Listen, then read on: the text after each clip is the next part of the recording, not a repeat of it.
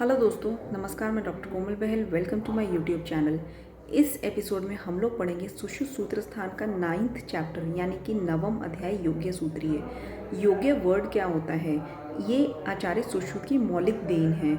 आचार्य सुश्रुत जी ने इसको डिस्क्राइब किया है कि सर्वशास्त्र पढ़ने के बाद भी जो स्टूडेंट होता है उसको प्रत्यक्ष कर्म अभ्यास ज़रूर करना चाहिए, मतलब प्रैक्टिकली उसको वर्क ज़रूर करना चाहिए। जब तक वो प्रत्यक्ष कर्म अभ्यास, ठीक है, यानी कि योग्य कर्म अभ्यास, योग्य सम्यक कर्म अभ्यास योग्य श्लोक दिया गया है, जब तक वो प्रैक्टिकल वर्क ना करे तब तक वो चिकित्सा कर्म में, शस्त्र कर्म में, औषध निर्माण कर्म में अयोग्य ही रहता है।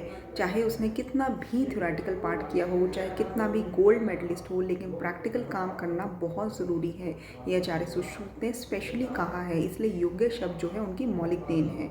तो आइए देखते हैं हम कौन कौन से पदार्थों पर किस तरह का हम कर्म अभ्यास कर सकते हैं, क्योंकि अक्सर क्वेश्चन में आता है कि आप किस पे कौन सी क्रिया करनी चाहिए। ठीक है, तो सबसे पहले है कि जैसे अलाबू है, ठीक है, कालीकंद मतलब खीरा है, तरबूज है, इनका तरबूज के लिए कालिंदक, अलाबू मतलब लौकी, ठीक है, उसके बाद पुष्प फल मतलब कोड़ा, इन सब पर छेदन कर्म करना चाहिए, ऊर्ध्व छेदन, अधः छेदन अभ्यास करना चाहिए।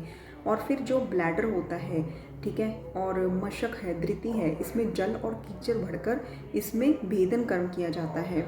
मृत पशुओं की जो सिराएं होती हैं या कमल नाल होती है, इस पर पंक्चरिंग यानी कि वेधन कर्म किया जाता है, ये प्रैक्टिस होती है। ठीक है, और फिर जो घुंड लगी हुई लकड़ी होती है, काष्ठ होती है, या फिर बांस है, कमल नाल है, इस पर एशन कर्म किया जाता है। एंड देन एशन में जितने स्कोप आ जाते हैं आपके, जो कि रोग को कहाँ पे डिजीज़ है एक्चुअली इंटरनली, वो ढूंढने में काम करते हैं, तो वो एशन कर्म होता है, प्रॉबिंग जिसे कहते हैं, तो वो कर्म किया जाता है। एंड इसके बाद आपको बताया हुआ है कि जैसे कटल, जिसको पनस बोला गया है, पनस हो गया, जो बेल फल की मज्जा होती है, या फिर बिम्बी फल होता है, इस पे एक्सट्रैक्शन यानी कि आहरण कर्म करने की प्रैक्टिस की जाती है।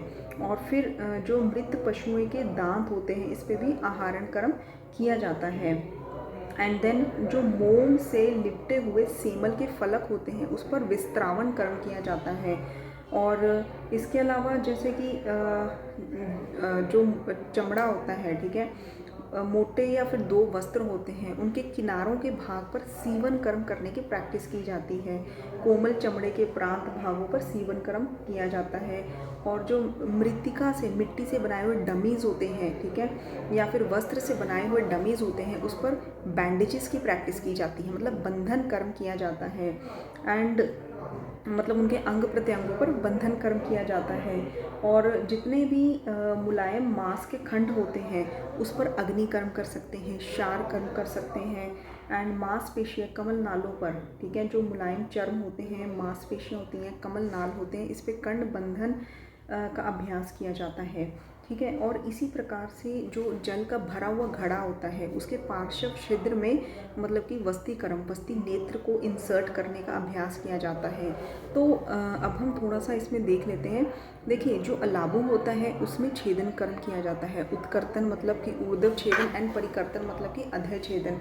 ठीक है, और अलाबू पर छेदन कर्म है, लेकिन अलाबू के मुख पर, मतलब अलाबू मुख पर हम नेत्र प्रणिधान, वस्ती कर्म, व्रण वस्ती, ये सब कर सकते हैं। शुष्क अलाबू पर हम एशन कर्म करते हैं। ठीक है, ये डिफरेंस समझिए, अलाबू पर छेदन, शुष्क अलाबू पर एशन, एंड अलाबू के मुख पर नेत्र प्रणिधान एंड वस्ती कर्म, व्रण वस्ती, ये सब किया जाता है। क्योंकि यहाँ पे लिखा है कि तुम्बी के मुख पर, ठीक है, नेत्र इंसर्ट कर सकते हैं, जो बस्ती का नेत्र होता है। और मृदु चर्म पर हम इनके प्रांत भागों पर, इनके एंड भागों पर, एंड पार्ट पर, ठीक है, अंत पर हम सीवन कर्म कर सकते हैं। और इसके अलावा मृदु चर्म मांसपेशी पर कर्ण बंधन कर सकते हैं, कर्ण संधि बंधन। और मृदु चर्म मांस खंड पर, मृदु चर्म मांसपेशी पर कर्ण संधि बंधन, मृदु चर्म मांस खंड पर हम शारकर्म और अग्निकर्म करते हैं। ठीक है, उत्पल नाल पर वेधन, कर्ण संधि बंधन। ठीक है, ये थोड़ा सा रिवीजन कर लीजिए। ठीक है, तो इस तरह से आचार्य सुश्रुत जी ने योग्य कर्म अभ्यास बताया है। और इसके अलावा हमने क्या पढ़ा था कि घुन उपहत काष्ठ पर, बांस पर हम लोग जो है, और इवन कमलनाल पर हम ईशन कर्म कर सकते हैं। ठीक है, तो ये जो कर्म अभ्यास है उन्होंने स्पेशली स्ट्रेस दिया है कि जो भी सर्व शास्त्र को पढ़े हुए शिष्य हैं उनको योग्य बनना चाहिए, प्रत्यक्ष कर्म अभ्यास करना चाहिए, तभी वो एक्चुअली प्रैक्टिस में, शस्त्र कर्म में, चिकित्सा कर्म में, औषध निर्माण कर्म में सफल हो सकते हैं। नहीं तो उनका थ्योरेटिकल पार्ट पढ़ने का भी कोई फ़ायदा नहीं है।